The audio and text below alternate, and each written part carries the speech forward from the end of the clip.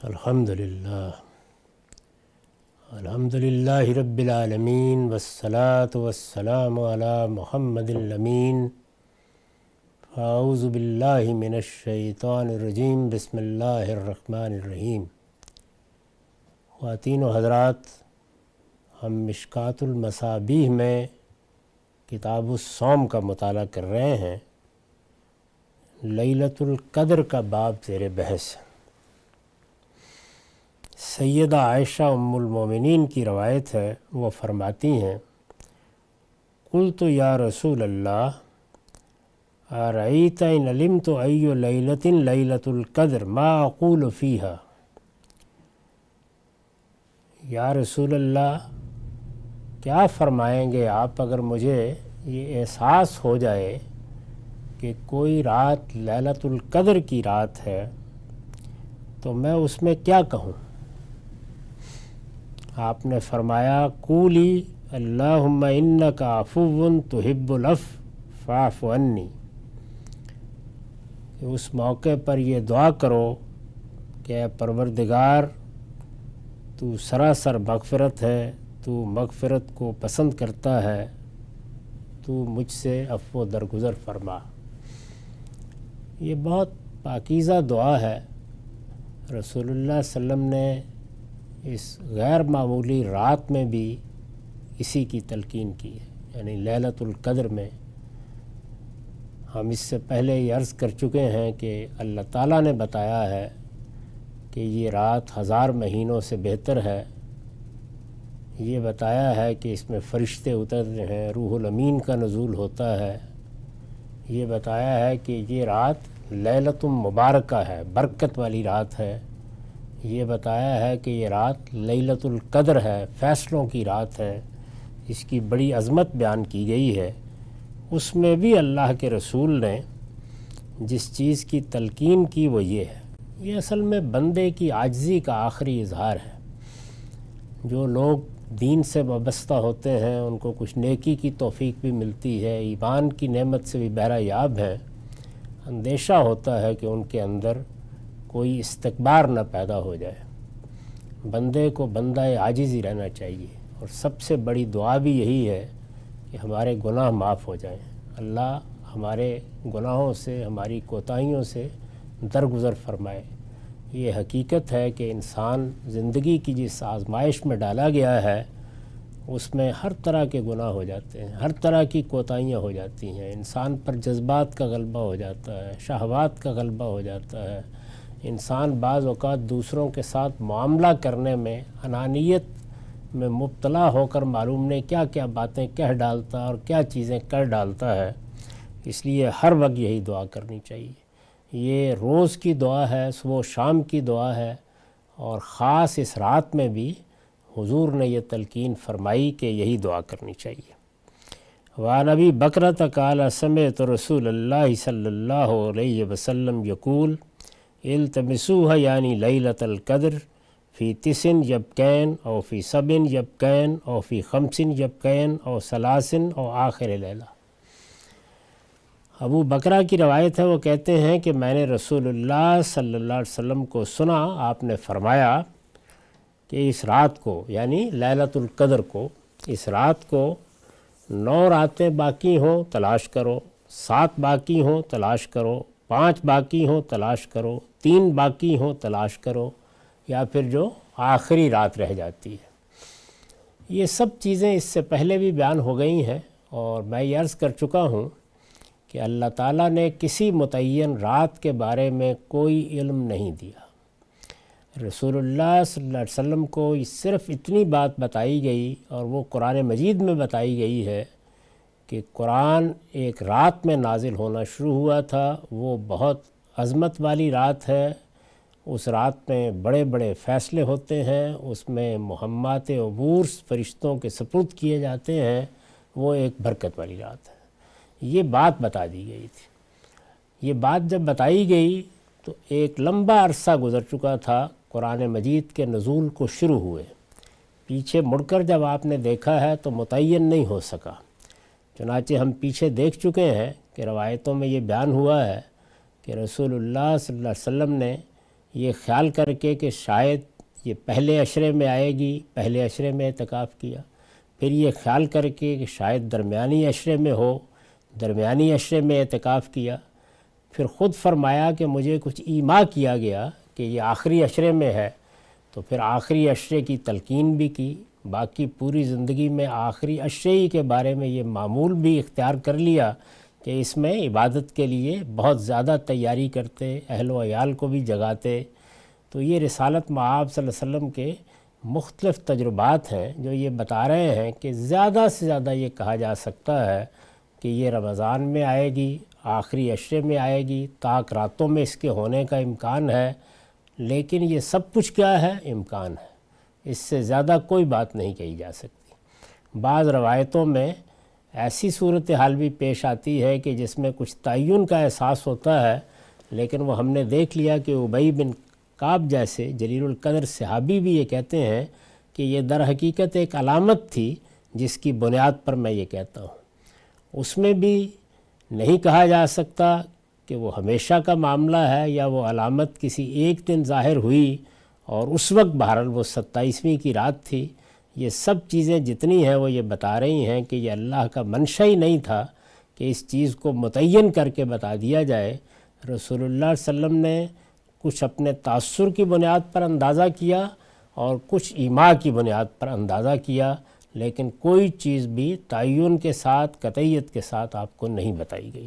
چنانچہ اہل علم کو بھی اس معاملے میں بس اسی جگہ رہنا چاہیے کہ یہ سارے حقائق سامنے رکھ دیں اور لوگوں کو اس بات کی ترغیب دیں کہ ان کو جہاں تک بھی توفیق ہو، جس کو قرآن مجید نے بیان کیا ہے، فقرؤ ما تیسر من القرآن، جو کچھ بھی کر سکیں اس میں اللہ کی یاد کریں، مناجات کریں، دعا کریں، جیسے کہ یہاں حضور نے تلقین فرمائی کہ اس طرح اپنے گناہوں کی معافی مانگیں، جتنا وقت مل جائے، جتنی توفیق ہو جائے، جتنی استطاعت ہو، جتنی استعداد ہو، اللہ تعالیٰ اس کو قبول فرمائیں گے۔ بندے کا رجوع یہ صاف معلوم ہوتا ہے کہ اصلاً مقصود ہے۔ اب اس میں یہ ممکن ہے کہ ایک علاقے کے لوگ کسی دوسرے علاقے کے لوگ کبھی اس کو پالیں، یا ایک آدمی اپنی زندگی میں ایک بار پالے، دوسری بار پالے، بس یہی بہت کافی ہے۔ سیدہ ام المومنین عائشہ رضی اللہ عنہ بھی یہی بات بیان فرما رہی ہیں کہ کبھی اگر مجھے یہ محسوس ہو کہ میں نے اس رات کو پا لیا ہے تو میں کیا کروں، یعنی کیسے محسوس ہوگا؟ ظاہر ہے کہ یہ بندے اور بندے کے پروردگار کے مابین ایک معاملہ ہے جس میں بعض اوقات ہمیں یقین سا ہو جاتا ہے یا ایک چیز ہمارے احساس پر طاری ہو جاتی ہے اور ہم یہ سمجھتے ہیں کہ یہ چیز ہم کو مل گئی۔ اس کو بھی کوئی قاعدہ یا کوئی قانون بنانا یہ بالکل غلط ہوگا۔ اللہ تعالیٰ نے دین کو جس جگہ، جس زاویے سے جہاں رکھا ہے، پیغمبر کے دنیا سے رخصت ہونے کے بعد اس میں سرے منہ کوئی قدم نہیں اٹھانا چاہیے۔ وعن عبداللہ ابن انیس قال قلت یا رسول اللہ ان لی بادیۃ اکون فیہ وانا اصلی فیہ بحمد اللہ فمرنی بلیلۃ انزلها الی ھذا المسجد۔ عبداللہ بن انیس کہتے ہیں رضی اللہ عنہ کہ میں نے رسول اللہ صلی اللہ علیہ وسلم کی خدمت میں عرض کیا، یا رسول اللہ میں تو دیہات میں رہتا ہوں اور اللہ کا شکر ہے کہ رات کو موقع ملتا ہے تو اٹھ کر نماز بھی پڑھتا ہوں۔ آپ فرمائیے کہ اگر میں ہمت کر کے کسی ایک رات آپ کی مسجد میں آ جاؤں رمضان میں تو وہ کون سی رات ہونی چاہیے؟ یہ صاف معلوم ہوتا ہے کہ انہوں نے یہ چاہا ہے کہ اب تو حضور کچھ فرمائیں گے۔ فَمُرْنِي بِلَيْلَةٍ أَنزِلُهَا إِلَىٰ هَذَا الْمَسْجِد، یعنی آپ کی مسجد میں۔ ویسے تو میں دیہات میں اٹھتا ہوں، نماز پڑھتا ہوں، نوافل پڑھتا ہوں، رمضان میں اللہ کی بندگی کرنے کی صحیح کرتا ہوں، لیکن کوئی ایک رات بتائیے، ایک رات میں سفر کر سکتا ہوں کہ میں اپنے بادیہ سے یہاں آؤں اور ایک رات آپ کی مسجد میں گزار لیا کروں۔ فقال، رسول اللہ نے فرمایا انزل لیلۃ ثلاث وعشرین، 23ویں کی رات میں آ جانا۔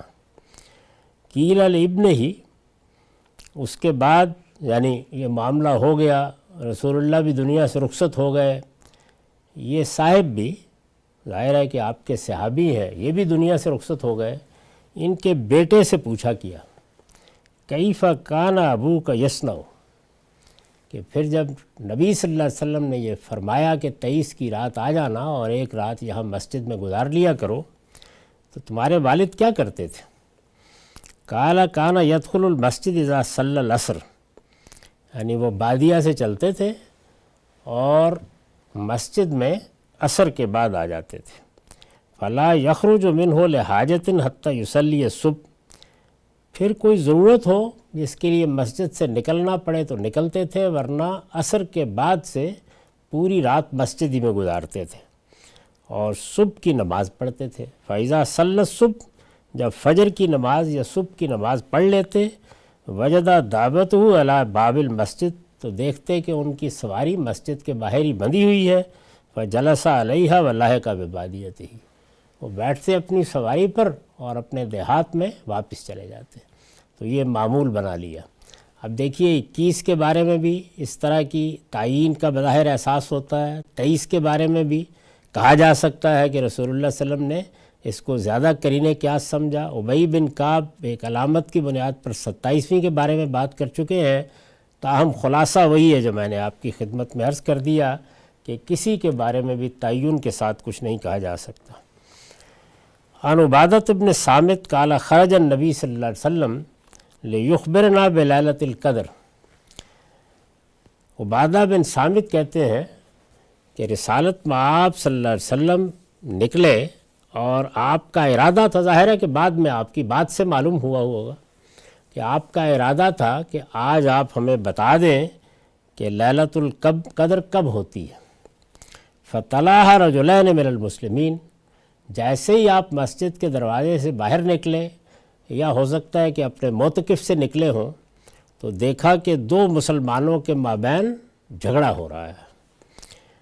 فقال، آپ نے فرمایا، خرجت لاخبرکم بلیلۃ القدر، میں تو اس لیے نکلا تھا کہ تمہیں آج بتاؤں کہ لیلۃ القدر کب ہوگی۔ فطلعها فلان و فلان، لیکن یہاں دیکھا کہ فلاں سے لڑ رہا ہے، فرفعت، تو اس کا علم مجھ سے اٹھا لیا گیا۔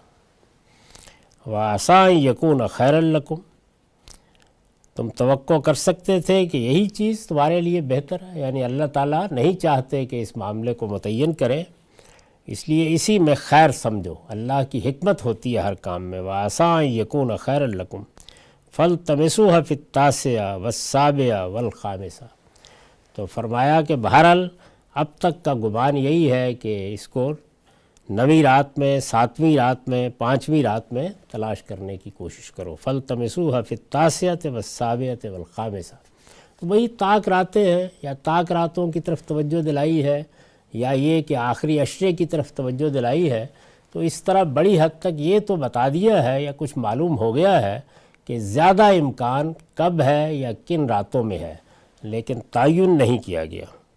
اور اسی وجہ سے یہ بھی کوئی سوال نہیں پیدا ہوتا کہ ایک جگہ پہ رات ہوگی، دوسری جگہ ہوگی۔ ظاہر ہے کہ جب تعین نہیں کیا گیا تو پھر لوگ ہر جگہ ہی تلاش کریں گے، اور کبھی کہیں کے لوگ پالیں گے، کبھی کہیں کے لوگ پالیں گے۔ وعن انس قال قال رسول اللہ صلی اللہ علیہ وسلم اذا کان لیلۃ القدر نزل جبریل علیہ السلام فی کبکبۃ من الملائکہ۔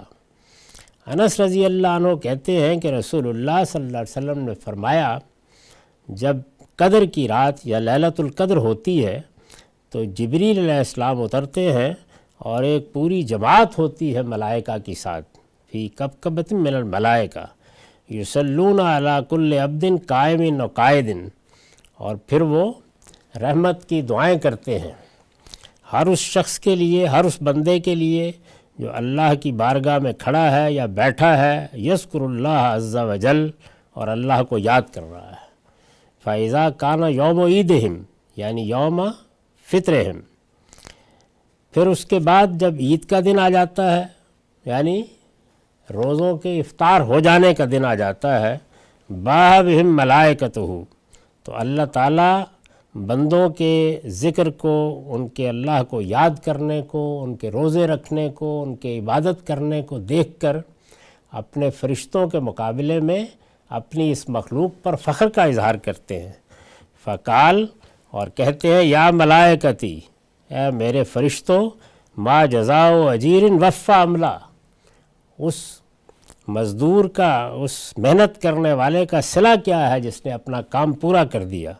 قالوا ربنا جزاؤ یوفی اجرا، تو فرشتے کہتے ہیں کہ پروردگار اس کا صلہ یہی ہے کہ اس کو پھر اس کا اجر بھی پورا دے دیا جائے جب اس نے اپنا کام پورا کر دیا۔